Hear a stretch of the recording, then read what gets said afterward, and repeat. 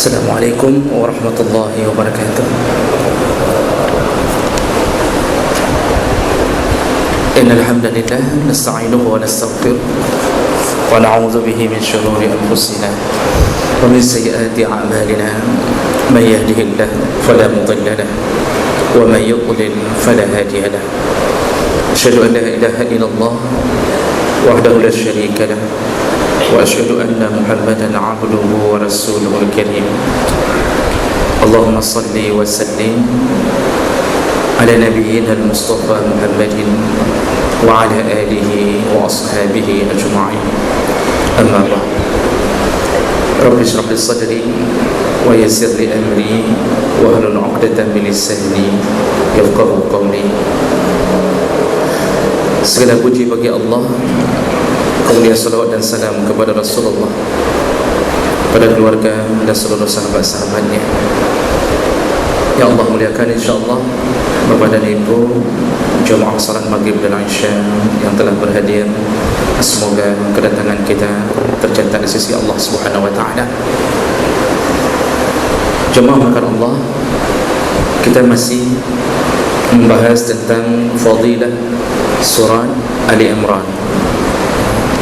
Dan di pertemuan sebelumnya kita sudah membahas dua fadilah, di antaranya yang disebutkan dalam hadis Nabi riwayat Bukhari Muslim, yaitu Rasulullah sallallahu alaihi wasallam ketika qiyamul lail, bangun di malam hari, di saat dia duduk di atas pembaringannya sebelum berwudu, beliau mewiridkan surat Ali Imran ayat 190 sampai 191 sampai 200, 10 ayat terakhir dari surat Ali Imran.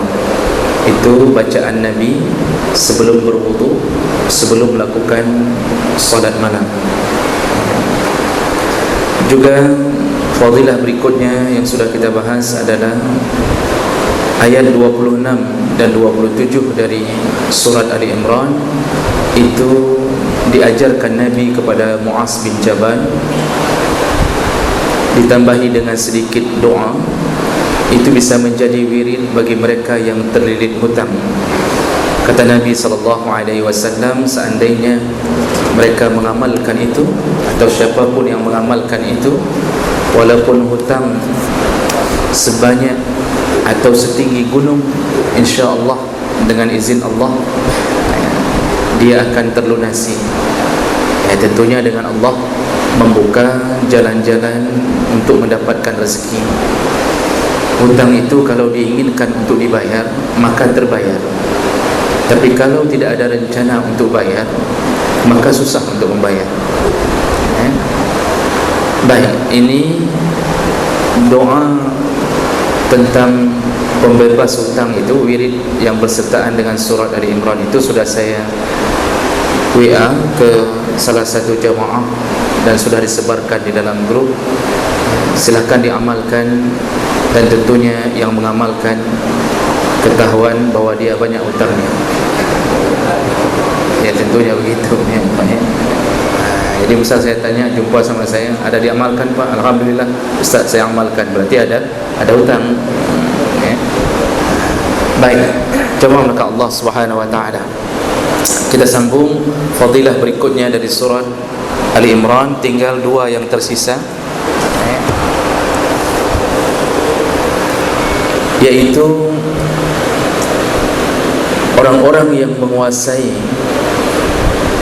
surat Al-Baqarah dan Ali Imran. Ini digabung dengan Al-Baqarah kembali, maka mendapatkan kedudukan yang mulia di sisi Nabi SAW. Dan tentunya terutama di zaman hidupnya Nabi. Tapi itu menunjukkan kiasan Nabi memuliakan, Nabi menghargai mereka yang tahu tentang kandungan surat Al-Baqarah dan Ali Imran. Jadi digabung antara Al-Baqarah dan Ali Imran. Dan ini berdasarkan keterangan dari sahabat Nabi SAW, yaitu Anas bin Malik. Dalam hadis riwayat Ahmad bin Hanbal dalam Musnad Ahmad bin Hanbal, Anas bin Malik menceritakan anna rajulan kana yaktubu lin Nabi sallallahu alaihi wasallam. Dulu ada sahabat-sahabat yang Nabi sallallahu alaihi wasallam berikan tugas sebagai penulis wahyu.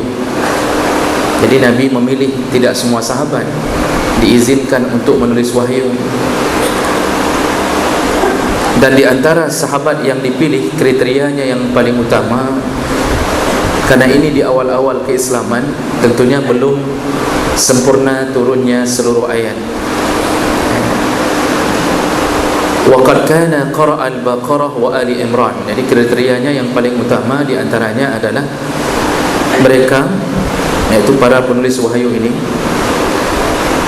bisa membaca dan menguasai surat Al-Baqarah dan Ali Imran. Jadi ini dua surat panjang yang banyak berisi hukum di dalamnya, dan ini menunjukkan kelebihan di sahabat. Di saat mereka bisa menguasai Al-Baqarah dengan Ali Imran, mereka ditunjuk untuk menjadi penulis wahyu Nabi sallallahu alaihi wasallam yang diturunkan kepada Nabi sallallahu alaihi wasallam. Lalu Anas bin Malik menceritakan kondisi di saat itu. Wa kana ar-rajul idza qara'a al-Baqarah wa ala Imran jadda fina, yani adhama. Dulu, kata Anas bin Malik, siapapun di antara kami yang mampu membaca dan menguasai kandungan. Jadi bahasa qara'a di situ bukan baca harfiahnya saja, karena di zaman Nabi sahabat mengejar isi kandungan. Kalau baca, orang Arab itu mudah membaca, apalagi dulu Al-Quran diturunkan dalam keadaan tidak punya tanda apapun, tidak berbaris, tidak ada titiknya, huruf-hurufnya juga belepotan, tapi mampu dibaca oleh orang Arab karena ketinggian bahasa. Jadi walaupun ba tidak ada titik, ta tidak ada titiknya, tapi mereka tahu yang dimaksud adalah bahasa ini. Nah, jadi maka muncullah, cuma efeknya muncullah dialek-dialek yang berbeda di antara suku-suku Arab, cara baca yang berbeda, atau sekarang lebih dikenal masyhurnya qiraat yang berbeda. Nah, ke disitulah kemudian Utsman berperan untuk menyatukan semua dialek menjadi satu dialek atau satu bacaan agar tidak bercampur dengan ditulisnya kembali Mushaf Utsmani. Jemaah berkah Allah, Anas bin Malik menceritakan, kalau dulu orang bisa baca dan menguasai Al-Baqarah dan Ali Imran, jadda fina, maka dia mempunyai kedudukan yang mulia di antara kami, yakni azuma, yaitu dianggap orang besar, dianggap layak untuk dihormati. Begitu keterangan Anas bin Malik. Ini intinya di sini. Dari zaman Nabi sudah dimuliakan. Kalau zaman Nabi dimuliakan, maka yang jauh dari Nabi lebih mulia. Kita ini kalau menguasai Al-Baqarah dengan Ali Imran, tentunya sama kemuliaannya dengan orang-orang yang berada di zaman Nabi. Bahkan bisa lebih mulia karena susahnya untuk mengamalkan, mengetahui dengan sebenarnya. Dulu sahabat bisa bertanya ke Nabi sallallahu alaihi wasallam, tapi Nabi memuliakan mereka yang menguasai Al-Baqarah dan Ali Imran. Nah, kemudian diceritakanlah satu kisah sambungan hadis ini. Ada salah satu penulis, yang kemudian ternyata penulis wahyu ini murtad. Fakana Nabi sallallahu alaihi wasallam yumli alaihi, ada salah satu penulis yang Nabi mendiktekan kepadanya. Jadi setiap kali turun wahyu Nabi memanggilnya lalu didiktekan. Nabi mendiktekan contohnya kalimat Ghafurar Rahimah, Maha Pengampun, Maha Penyayang. Fayaktubu aliman hakimah, orang ini mulai mempermainkan Nabi. Jadi kalau Nabi mendiktekan tulis sesuai dengan yang turun, Ghafurar Rahimah, orang ini menulisnya Aliman Hakimah, yang maha mengetahui, yang maha bijaksana. Lain yang disuruh, lain yang ditulis. Fayaqulu lahu Nabi sallallahu alaihi wasallam, lalu Nabi berkata kepadanya, uktub kaza wa kaza, tulislah begini, kata Nabi, begini yang harus ditulis. Karena orang ini punya kemampuan, Nabi mempercayakan kepadanya. Nabi menyambung dengan perintahnya, uktub kaifa syi'ta, tulis dalam dialek manapun boleh, tidak masalah, tapi tulis seperti permintaan Nabi. Wa yumli alaihi, lalu Nabi mendiktekan kembali kepadanya Aliman Hakimah. Jadi di tempat lain Nabi mendiktekan Aliman Hakimah. Dia menulisnya Sami'an Basira. Jadi betul-betul sudah mulai memperolok-olok Nabi sallallahu alaihi wasallam. Sampai akhirnya Rasulullah sallallahu alaihi wasallam menangkap. Dia pikir Nabi tidak tahu tentang penyelewengan yang dia lakukan. Nabi kemudian mengatakan, uktub kaifa syi'ta, tulislah sesuka kamu. Ini bahasa Nabi. Nabi marah dengan keadaan itu, tapi Nabi tidak membongkar kemarahannya dengan membetulkan tulisan itu. Tapi Nabi tahu. Lalu apa yang terjadi kepada laki-laki ini? Kemudian dalam sejarah disebutkan laki-laki ini, jadi ada dua orang yang bermasalah. Yang penulis wahyu, ada dua orang yang kemudian menjadi murtad. Yang pertama ini yang disebut dalam hadis ini, yaitu namanya Abdullah bin Abi Sarh. Dia yang dimaksud dalam keterangan Abu Daud, hadis Abu Daud yang lain. Dan setelah dia lama menjadi penulis Nabi dengan gaya begitu meremehkan, fartadda zalika ar-rajul 'anil Islam, dan ternyata ujung-ujungnya dia murtad. Falahiqa bil musyrikin, dia mulai bergabung ke dalam kelompoknya kaum musyrik. Wa qala, jadi dia berkata kepada kaum musyrik, ana a'lamukum bi Muhammad, aku, katanya, orang yang paling tahu tentang Muhammad. In kuntu la aktubu ma syi'tu, kalau Muhammad menyuruhku menulis sesuatu, maka suka-suka aku menulisnya. Ini dia sebutkan, dia dalam cerita itu dia ingin mengatakan Muhammad itu tahu apa? Dia enggak tahu apa-apa. Yang dia diktekan lain, yang pun tulis lain. Memang Nabi SAW, Allah lebihkan beliau dengan sifat ummi. Ummi itu tidak bisa membaca dan menulis. Itu kelebihan Allah beri kepada beliau untuk membuktikan kekuasaan Allah Subhanahu wa taala. Jadi kata para ulama, di antara salah satu hikmah kenapa Rasulullah Allah buat jadi ummi, tidak bisa membaca dan menulis, agar Al-Quran ini yang akan diturunkan kepadanya tidak bisa dijadikan sebagai fitnah bahwa Al-Quran itu ditulis oleh Nabi SAW, karena Nabi sendiri tidak bisa menulis dan tidak bisa membaca. Dan hikmah berikutnya, Allah ingin menampakkan bahawa ilmu bisa datang dari Allah tanpa melalui proses. Nabi tidak bisa menulis, tidak bisa membaca, tidak bisa menulis. Tapi Nabi, Allah turunkan ilmu. Dia tahu masa lalu, dia tahu apa yang terjadi di zamannya, dan dia tahu apa yang terjadi di masa yang akan datang, tanpa proses membaca dan menulis. Kita apa? Bisa baca, bisa tulis. Apa yang terjadi setelah salat Isya ini kita tidak tahu. Kita hanya tahu masa lalu.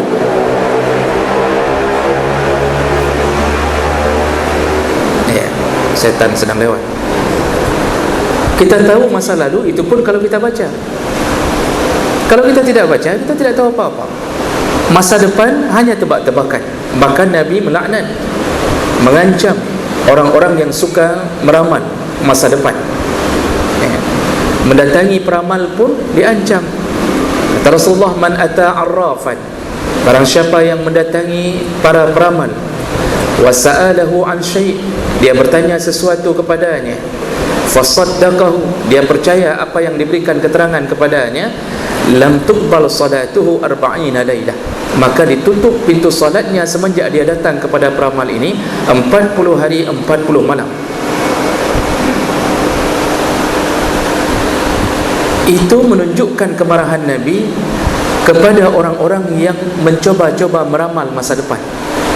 Maka seluruh para peramal yang hari ini dibesarkan di media televisi, semuanya adalah dukun-dukun yang terlaknat dengan memakai pakaian kemeja. Jadi dukun hari ini dimuliakan, buat acara-acara perdukunan, tapi dimuliakan.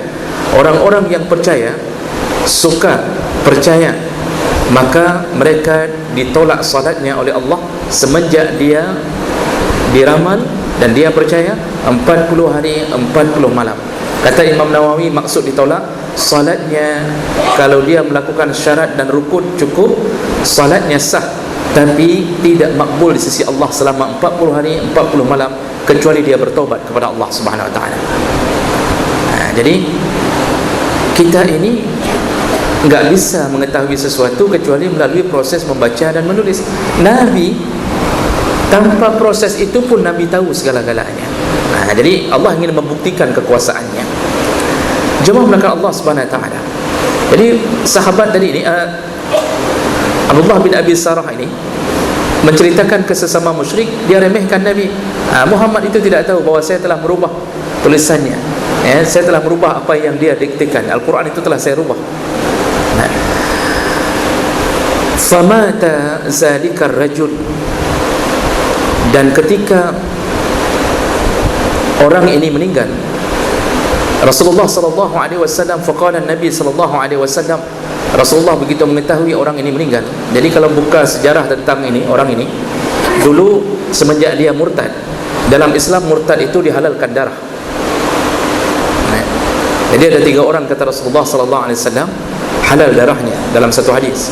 Yang pertama adalah orang yang membunuh orang lain, maka dihalalkan melalui qisas, halal darahnya. Kecuali kalau dimaafkan oleh ahli warisnya, maka bergantilah darah itu menjadi diat.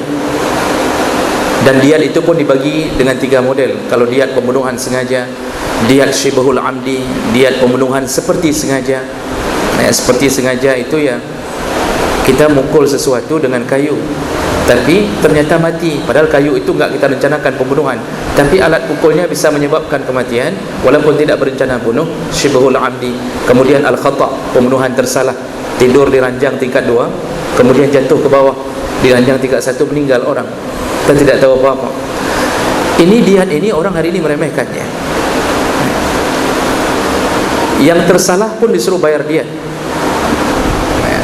Itu tabrakan, kecelakaan di jalan itu banyak sekali proses pembunuhan. Ada yang sengaja oleh supir L300, nggak mesti L300, disengaja nabrak orang, nyerempet orang, meninggal, itu ada hukumannya. Jadi kalau dimaafkan maka berubah menjadi diat. Dan diat yang sifatnya sengaja itu dibebankan harus membayar. Jadi si pembunuh atau wali keluarga pembunuh harus membayar kepada ahli waris yang telah memaafkannya dari qisas 100 ekor unta, dan tidak boleh anak unta. Kalau satu unta 20 juta, 100 ekor 2 M. Hari ini nggak ada orang bayar dia. Habis bunuh orang, penjara sekian tahun, kemudian tidak dijalankan hukum Allah. Nanti bedanya kalau syibhul amdi sama-sama 100 ekor, cuma bedanya disuruh bayar anak unta. Ada yang boleh bayar, yang kalau sengaja bayar sekaligus, kalau tidak sengaja bayarnya cicilan, kredit. Semuanya ada hukum. Nah, itu orang pertama halal darahnya. Orang kedua yang pernah berzina, yang pernah menikah kemudian masih berzina, tidak harus sedang menikah, duda, janda, kemudian berzina, maka hukum dalam Islam adalah rajam. Hukum dalam Islam adalah rajam. Kalau belum pernah menikah disuruh cambuk 100 kali, sudah menikah disuruh rajam sampai meninggal. Belum meninggal jangan berhenti melempar batu, yang melempar berpahala. Jadi Allah sampai mengatakan wala ta'khus bihi ma ra'fa, jangan sayang kepada keduanya. Jadi begitu lewat dia ditanam, ambil batu lempar di kepalanya. Dan itu pun batu-batu yang menyiksa. Tidak boleh ambil batu yang besar kemudian sekali tumpuk ke atas kepalanya mati. Harus batu-batu yang sifatnya menyiksa, pukul berkali-kali, belum meninggal lempar lagi sampai mati. Begitulah Allah Subhanahu Wa Taala memberi hukuman kepada orang yang sudah pernah menikah tapi berzina. Dan orang yang ketiga adalah yang murtad. Hukuman murtad, kata Rasulullah, man baddala dinahu faqtuluh, barang siapa yang mengganti agamanya dari Islam menjadi agama lain, faqtuluh, bunuhlah dia. Wajib bunuh. Cuma sebelum bunuh dikasih waktu istitabah, dikasih waktu 3 hari untuk kembali bertaubat, disuruh syahadat, disuruh berikan kembali pengajaran, disuruh bersyahadat. Tidak juga bunuh. Maka kemudian orang ini Abdullah bin Abi Sarah ini jadi dicari oleh sahabat untuk dibunuh, penulis wahyu yang murtad. Tapi kemudian dicari, dia melarikan diri. Lalu setelah melewati beberapa lama, dia muncul dan kemudian dia ternyata meminta perlindungan melalui Utsman bin Affan.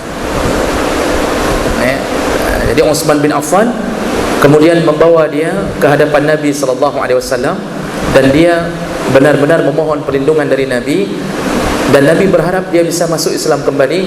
Akhirnya Nabi menunda, tidak jadi diproses bunuh. Tapi ternyata dia tidak masuk Islam sampai akhir hayatnya. Nah kemudian ketika terdengar dia meninggal, faqala Nabi berkata, innal arda lam taqbalhu, bumi tidak akan menerima jenazahnya, kata Nabi. Wa qala Anas, jadi akhirnya cerita itu putus sebentar. Lalu Anas bercerita kembali, fahaddatsani Abu Talha annahu atal arda allati mata fiha zalika ar-rajul. Anas bertemu dengan Abu Talha ini setelah beberapa lama kematian, beberapa hari atau beberapa bulan kematiannya, tidak disebutkan di sini jumlah harinya. Abu Talha menceritakan bahawa dia telah melewati tempat si laki-laki ini meninggal, tempat si laki-laki ini dikuburkan. Nah kemudian Abu Talha mengatakan, anna rajul fawajadahu mambuzan, laki-laki itu tercampak di atas tanah, terkapar. Faqala Abu Talha tanya kepada orang-orang kampung di situ, masya'nu hadzal rajul, kenapa laki-laki ini begini? Kenapa mayat ini kok terkapar di atas tanah? Kenapa kalian tidak tanam? Qalu, orang-orang kampung berkata, qad dafannahu miraran, kami telah berulang-ulang kali menanamnya. Berulang kali, miraran, berulang-ulang kali kami tanam, gali lagi. Kemudian falam taqbalhu al-ardu, dan ternyata tanah menolaknya kembali ke atas. Inilah bahayanya meremehkan Al-Quran. Hari ini yang mengolok-olok Al-Quran, mungkin kita tidak lihat bahawa dia ditolak bumi karena tidak ada fatwa Nabi untuk orang berikutnya. Karena Nabi tadi bersabda hanya untuk orang ini. Seandainya Nabi mengatakan semua yang mengolok-olok Al-Quran tidak diterima mayatnya, jenazahnya oleh bumi, maka sungguh hari ini yang mempermainkan Al-Quran akan sama kejadiannya. Itu seluruh jaringan Islam liberal, tidak satu pun diterima oleh bumi Allah Subhanahu Wa Taala. Alhamdulillahnya Nabi tidak memvonis untuk semuanya.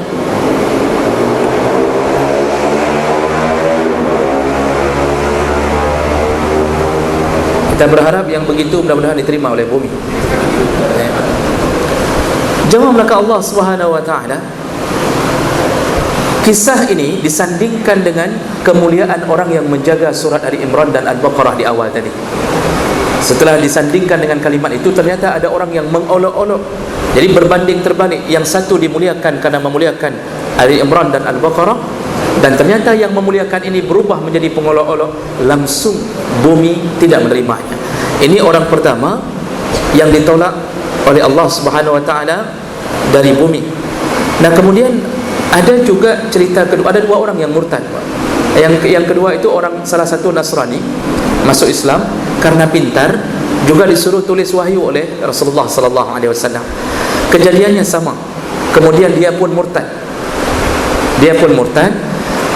Dan juga kejadiannya sama, bahwa dia dalam hadis disebutkan begitu meninggal juga ditolak oleh bumi. Jadi ingin kita katakan bahawa berbahayanya orang-orang yang hari ini mempermainkan Al-Quran, mengambil ayat, menafsirkannya dengan hal yang lain. Ini adalah orang-orang yang bermasalah di hadapan Allah, walaupun di dunia Allah tidak nampakkan lagi sama dengan hukuman di masa Nabi SAW. Saya pernah berbicara dengan teman-teman dari Turki. Mereka hampir semuanya bercerita sama, yaitu raja mereka Mustafa Kemal Atatürk yang mensekulerkan Turki lebih daripada 30 tahun lamanya, sampai azan tidak dibolehkan dengan bahasa Arab. Perempuan tidak akan diterima jadi PNS kalau berjilbab. Kuliah tidak boleh pakai jilbab. Kemudian khamar dihalalkan. Semua urusan maksiat dihalalkan. Pokoknya Turki berubah jadi Eropah, dan Turki menggabungkan diri dalam Eropah. Cerita teman-teman Turki waktu di Mesir, mereka bercerita bahawa tersebar cerita di rakyat bahawa Mustafa Kemal Atatürk ini ketika meninggal sama kejadiannya, ditolak oleh bumi. Jadi menurut keterangan, berkali-kali ditanam, tapi tanah mengangkatnya kembali ke atas. Dan sampai hari ini Mustafa Kemal itu tidak ditanam, tapi diletakkan di atas tanah, hanya dibuat gundukan untuk menutupi jenazahnya. Ini sebenarnya juga ditulis. Kalau mungkin kalau di internet silakan cek kematian Mustafa Kemal Atatürk. Tapi pemerintah tidak pernah merilis dengan resmi tentang kejadian ini, mungkin untuk menutupi aib pada rajanya. Tapi begitulah Allah memberi laknat dan kemarahannya kepada orang-orang yang meremehkan Al-Quran. Baik, jemaah maka Allah. Jadi itu salah satu daripada fadilah dari surat Ali Imran, dimuliakan bagi mereka yang menguasai kandungan Ali Imran dan Al-Baqarah. Terakhir, fadilah yang terakhir juga kalau digabungkan bagi mereka yang suka membaca Al-Baqarah dan Ali Imran, Rasulullah SAW menjamin bahawa orang-orang yang hari ini suka bergaul, membaca, menguasai kandungan Al-Baqarah dan Ali Imran, nanti Ali Imran dan Al-Baqarah akan datang di hari kiamat memberi syafaat kepada orang-orang yang mencintainya di dunia. Rasulullah SAW berkata dari sahabat Abu Umamah Al-Bahili, sami'atu Rasulullah SAW yaqul, aku mendengarkan Rasulullah berkata, iqra'u az-Zahrawain, bacalah dua ayat yang mekar, yang bercahaya. Zahra bercahaya, yang mekar. Kenapa disebut Zahra? Sudah kita jelaskan. Karena Ali Imran dan Al-Baqarah membongkar semua kegelapan yang ditutup-tutupi oleh Yahudi dan Nasrani. Al-Baqarah dan Ali Imran membongkar siapa Nabi Isa, membongkar bagaimana kisah Nabi Musa, membongkar bagaimana aib yang dilakukan oleh kalangan Yahudi dan Nasrani di kitab-kitab mereka. Bagaimana pengakuan mereka tentang Tuhan tiga, bagaimana pengakuan daripada orang-orang Yahudi tentang Tuhan yang lain selain Allah SWT. Jadi maka disebut Zahrawain. Bacalah, kata Rasulullah, sering-seringlah engkau baca Al-Baqarah, dua surat yang bercahaya. Apa dia? Rasulullah menjelaskan langsung, Al-Baqarah wa surat Ali Imran, yaitu surat Al-Baqarah dan surat Ali Imran. Kalau bagi siapa yang membacanya, fa innahuma ta'tiyani yaumal qiyamah, kata Rasulullah, ketahuilah nanti di hari kiamat Al-Baqarah dan Ali Imran akan datang. Bentuknya bukan lagi bentuk Al-Quran, bukan lagi bentuknya huruf hijaiyah. Bagaimana cara datangnya? Kata Rasulullah, ka'annahuma ghamamatani, atau ka'annahuma ghayabatani, atau ka'annahuma firqani. min tayri sawaf. Bentuknya, kata Rasulullah sallallahu alaihi wasallam, mereka akan datang beriring-iringan seperti awan besar atau dua kelompok besar, dari model burung-burung. Jadi Al-Baqarah dan Ali Imran akan datang di yaumil hisab atau di padang mahsyar dalam bentuk awan yang menggumpal, dan itu awan besar. Juga kata Rasulullah seperti burung yang bergerombol, burung yang bergerombol. Jadi apa tujuan mereka datang? Apa tujuan mereka datang? Kata Rasulullah sallallahu alaihi wasallam, tuhajjani an ashabihima. Mereka datang untuk mencari dan membela sahabat-sahabat mereka. Ashab, sahabat-sahabat mereka. Siapa yang dimaksud sahabat? Tentunya yang waktu di dunia hidup bersama Al-Baqarah dan Ali Imran. Lalu Rasulullah sallallahu alaihi wasallam menyambung dengan mengatakan, iqra'u surat Al-Baqarah, bacalah surah Al-Baqarah, fa inna akhzaha barakah, karena dengan membaca surah Al-Baqarah keberkahan, wa tarkuha hasrah, meninggalkan bacaan surah Al-Baqarah adalah kerugian, wa la tastati'u ma al-batlah, dan yang membaca Al-Baqarah tidak akan mampu dikuasai oleh penyihir, tidak mampu sihir menyihirnya. Itu Al-Baqarah sudah kita bahas di belakang. Tapi yang ingin kita katakan di sini bahawa ternyata pasangan dari Al-Baqarah yang akan datang memberi syafaat adalah Ali Imran, surat Ali Imran. Jadi kalau begitu Bapak Ibu, apa yang harus kita lakukan? Tidak harus habis Al-Baqarah, Ali Imran, lalu orang lagi Al-Baqarah, Ali Imran, enggak pernah sampai ke An-Nisa. Bukan begitu maksudnya. Dulu gaya baca Quran sahabat itu diatur waktu. Ada yang seminggu khatam, ada yang sebulan khatam, ada yang bahkan meminta izin ke Nabi 3 hari. Bolehkah aku mengkhatamkan Quran 3 hari? Ya Rasulullah, aku mampu. Kata Rasulullah, jangan khatamkan dari 3 hari, karena kalau engkau khatamkan dalam 3 hari, engkau tidak akan mampu memahami kandungannya. Enggak sempat. Melihat terjemahan pun tidak sempat. Jadi yang dimaksud di sini adalah orang yang mengulang-ulang mengkhatamkan Al-Quran. Tidak wajib hafal. Orang yang menghafal punya kelebihan tertentu. Tapi kita semua Pak, tidak semua kita mampu diberikan otak yang mampu mudah menghafal. Susah. Ada yang juz 30 hari ini belum selesai, baru dari wallahu ahad, qul a'udzu birabbil falaq, qul a'udzu birabbin nas. Ada yang lebih sedikit. Makanya itu jangan hanya mengandalkan harus menghafal. Tidak Bapak Ibu, maka Allah yang sudah tidak mampu lagi menghafal, yang tahu diri bahawa dari dulu waktu SD memang ranking 35, ranking 38, model-model begitu Pak, IPK 2,5, ya, itu pun nilainya D, E, karena kasih sayang dosen, ditambah menjadi C plus pun enggak dapat. Yang model-model tahu diri begini, maka sering-seringlah bacalah Al-Quran. Jadi tidak harus dihafal, bacalah Al-Quran. Jadi setiap hari atur kalau bisa 1 hari 1 juz.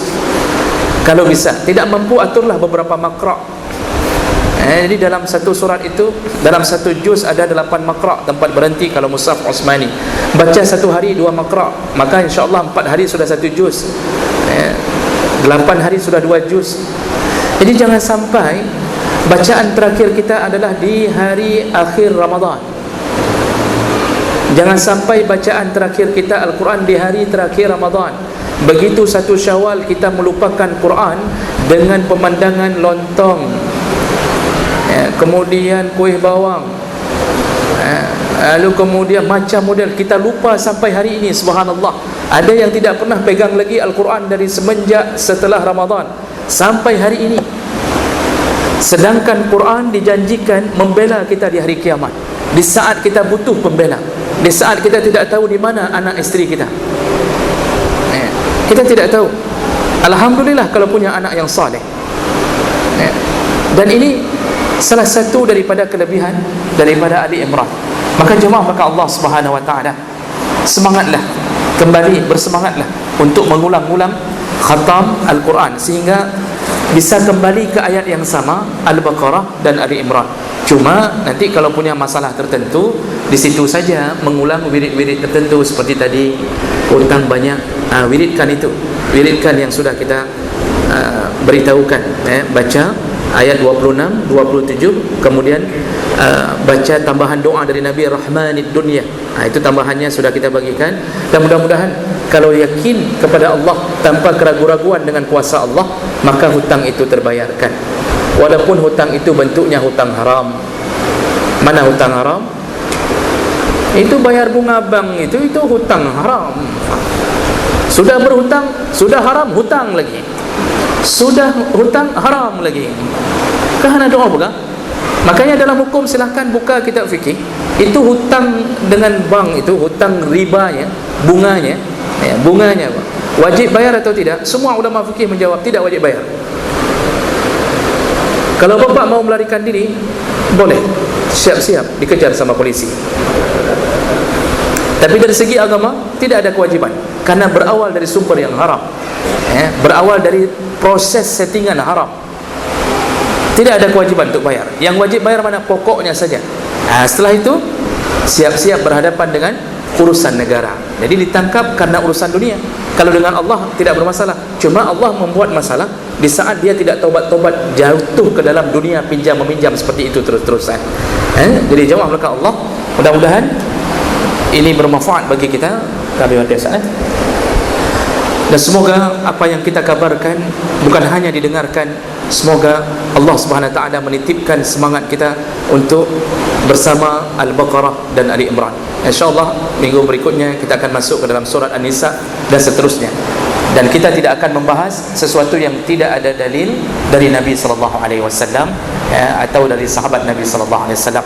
Kita tutup dengan kafarah majlis. Subhanakallahumma wa bihamdik, asyhadu an la ilaha illa anta, astaghfiruka wa atubu ilaik. Wassalamu alaikum warahmatullahi wabarakatuh.